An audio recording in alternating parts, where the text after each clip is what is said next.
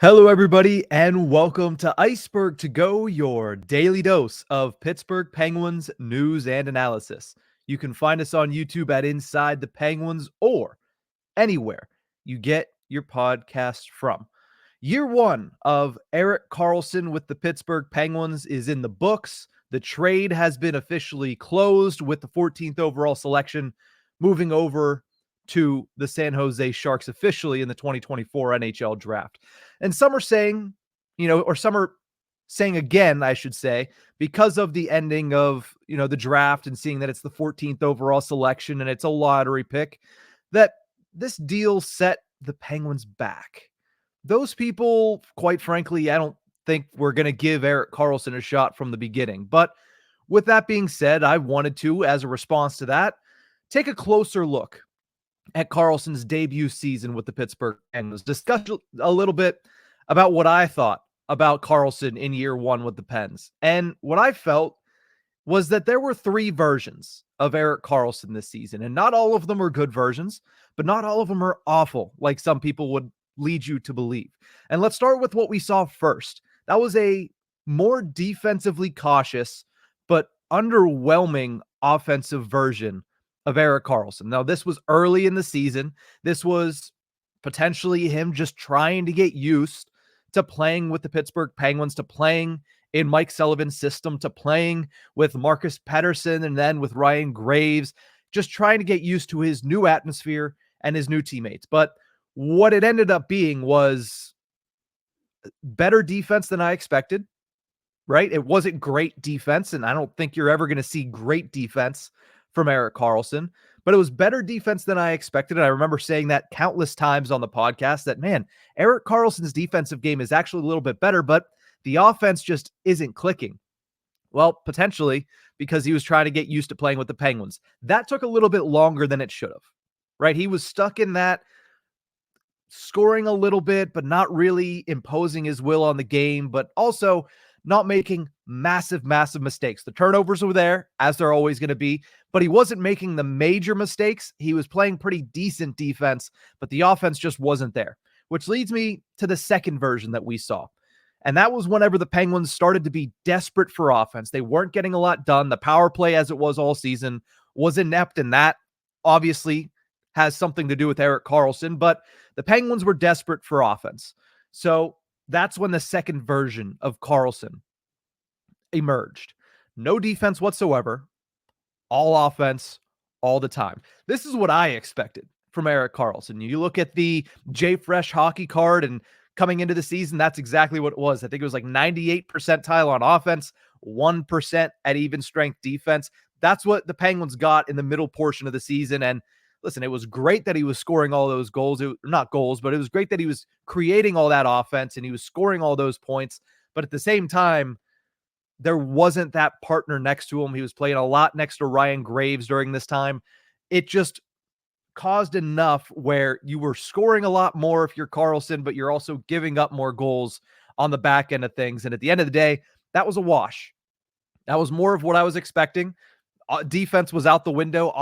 Offense was all over the place. And that was the majority of the middle of the season.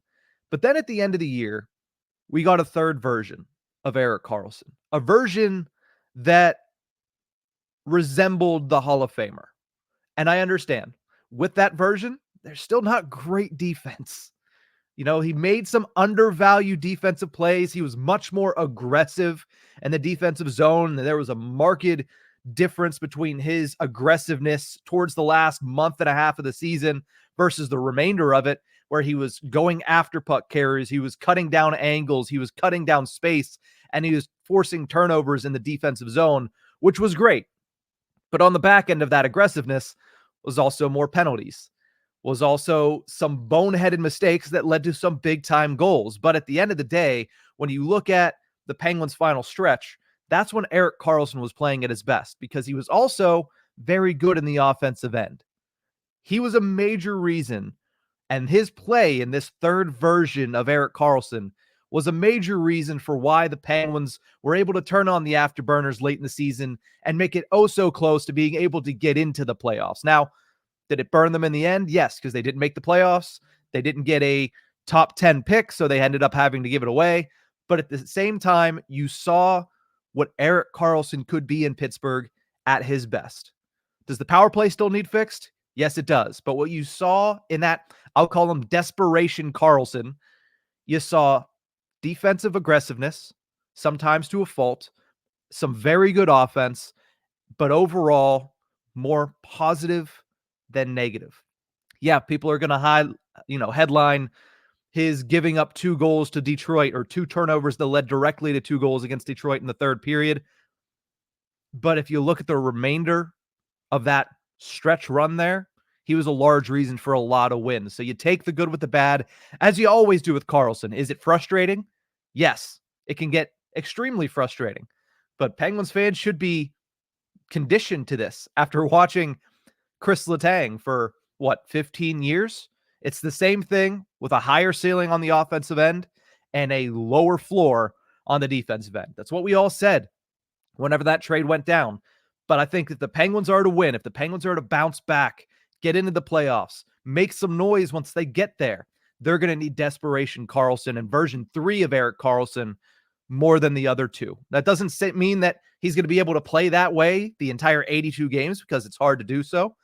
There's a reason he was playing that well late in the season. There's a reason Evgeny Malkin was playing well late in the season, and that's because the finish line was right there. You could empty the tank as much as humanly possible to try to get into the postseason and then figure it out from there. So are they going to be able to play that same style for 82 games? Probably not. But you need more of that version than you get any of the other 2. Because when you get the other 2, one, you're leaving yourself open to giving up a whole lot of opportunities, and the Penguins just, at the moment, don't have the goaltenders to make up for that. Or 2, you're not getting any offensive production, as was the first version of Karlsson, and that just isn't going to work either. That's what put the Penguins behind the 8 ball from early on. So overall, his season, he was very good at creating offense. There's some numbers to back that up. I got it down here to close out the show. But he was very good at creating offense. Anybody that says otherwise either doesn't like Karlsson or just didn't watch the games. He wasn't fantastic defensively. And yeah, that's frustrating. That's going to be a tough pill to swallow, but he's not going to be fantastic defensively. The best you're going to get is what you saw late in the season when he's aggressive. He's poke checking the puck away from players. He's cutting down angles. He's cutting down space, and he's suffocating in the defensive zone. Look at a couple of the plays that he made in that Tampa Bay victory late in the season on Steven Stamkos on the rush, taking away the angle, taking away time and space. He's really good at doing that because he's a fantastic skater. That's the best version you're going to get of Erik Karlsson, and you need to set him up for success with a good defense partner. Now, did he live up to the $10 million the Penguins were paying him on the salary cap? I'll leave that to you to determine. I would say that they need a little bit more for him if he's going to have that cap hit. I'm going to say he didn't play up to market value this year, but there were times where you could see the level that it would take for him to play up to that $10 million. It's there. It just wasn't there consistently enough for the Penguins in the 2023-24 system. But I will say, in my personal opinion, and if you disagree, let me know in the comments. But in my personal opinion, the good outweighed the bad. And some of the bad was not of any fault of his own. The Penguins stunk at finishing. I mentioned that Carlson was creating a lot of offense. There weren't a lot of players that were on the ice that were finishing those opportunities. They were 27th in the National Hockey League in shooting percentage. 27th in finishing opportunities. That certainly affected the bottom line for Erik Karlsson. Also, the Penguins had very little, if to none, net front presence. Didn't have a lot of people that were able to bang home rebounds. And that is huge for Karlsson because he was top 10 in the National Hockey League among defensemen in creating rebound opportunities. Penguins just didn't have anybody there to finish them. And I mentioned yesterday on Tip of the Iceberg that maybe that's an area that the Penguins are going to address next season. A full year of Michael Bunting certainly helps. Drew O'Connor mentioned in his end of season locker room cleanout press conference that that's a part of his game that he wants to improve throughout the summer. So maybe that helps as well. But it needs to be a team shift in that area. They need to get better in the net front. They need to get better at scoring these garbage goals, these rebound goals. And if they do that, Erik Karlsson's the type of player that's going to be able to create those opportunities. Just wasn't able to do it in year one. And then there's the power play. The power play deflated Erik Karlsson's numbers. They deflated everybody's numbers. And there's a lot of people that are at fault for that. One of them, Todd Reardon, already fired, already taken out of the organization. The rest of them, Mike Sullivan, Erik Karlsson, Evgeny Malkin, Sidney Crosby, they all take a little bit of blame in that aspect. And that needs to be fixed next season. You cannot be that bad if you're those four players and if you're that specific head coach. That is the biggest or one of the biggest demerits I give Erik Karlsson is at no point throughout the season did I see Erik Karlsson substantially change his mindset, his frame of work, what he was doing on the power play. And part of that could be coaching, but part of that's also you're a Hall of Famer and you have to just feel things out and create chances. He was nowhere near good enough on the power play, but neither was anybody else. So the Penguins need him and everybody to figure that out over the summer and come back a little bit better. Even if it was, as a lot of people have alluded to, even if he was, and the Penguins were 20th on the power play, they probably would have been good enough to make it into the postseason. They need to be much better than 20th, but there's a start if you can at the very least get off the mat and get to that point. But as I mentioned, I got a couple of rankings here to close out the show on what Erik Karlsson was able to do. He was still one of the best offensive defensemen in the National Hockey League this season. With only 56 points in a down year, he still ranked among NHL defensemen 9th in total ice time, 5th in shots on goal, which is a big one because a lot of people thought he didn't shoot the puck enough. He finished 5th in shots on goal among defensemen, 8th in rebounds created, as I already mentioned, and 13th in points. Is that worth $10 million? No, he underperformed in that aspect. But to say that he stunk, to say that the trade set the Penguins back years, it's either blind hatred for him or incompetence when looking at the sport. Because Erik Karlsson, although not meeting expectations this year, and he didn't, he was still one of the better offensive defensemen the Penguins have seen in the Sidney Crosby era. And I would be surprised if he doesn't have a much better year, underlying numbers-wise, total numbers-wise, in the 2024-25 season. Year 2, I feel like he'll figure it out. If he doesn't, oh well, I was wrong. But I think you need to see much more of that version 3, that desperation Karlsson, than you saw in the 2023-24 season. Because if you get that, Penguins are going to be sitting in a half-decent spot. You have to see how the rest of the roster shakes out. Do they address their goaltending?